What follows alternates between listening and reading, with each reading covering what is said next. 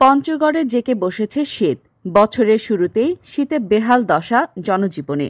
দুর্ভোগ পোহাতে হচ্ছে সাধারণ খেটে খাওয়া মানুষদের। পথ ঘাটে বেড়েছে শীতের তীব্র কুয়াশা।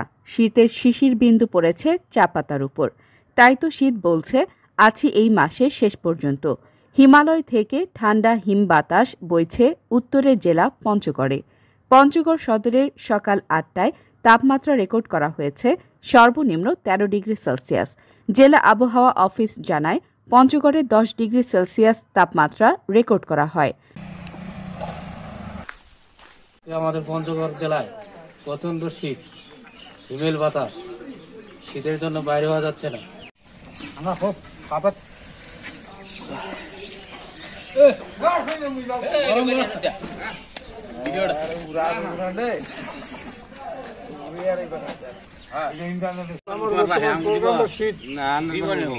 ঠান্ডাতে কাজ কাম করা যায় না, ভ্যান রিক্সা চালা যায় না, মানুষের বাড়িতে কামলা দেওয়া যায় না।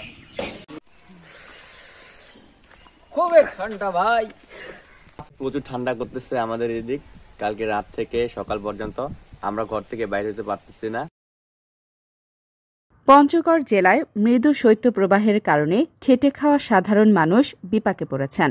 দিন আনে দিন খাওয়া মানুষদের ঠান্ডা গরমে তাদের কিছুই আসে যায় না। তাই তো তারা প্রচণ্ড শীতেও জীবিকার তাগিদে বাহির হচ্ছেন। মোটর সাইকেল সহ যান চলাচলের সময় হেডলাইট জ্বালিয়ে চলাচল করছে। প্রশাসন বলছে, প্রতি বছরের ন্যায় এই জেলায় বেশি শীত পড়ে, তাই সরকারের পক্ষ থেকে শীত বস্ত্র বিতরণ করা হচ্ছে। Desk report, যুগপথ।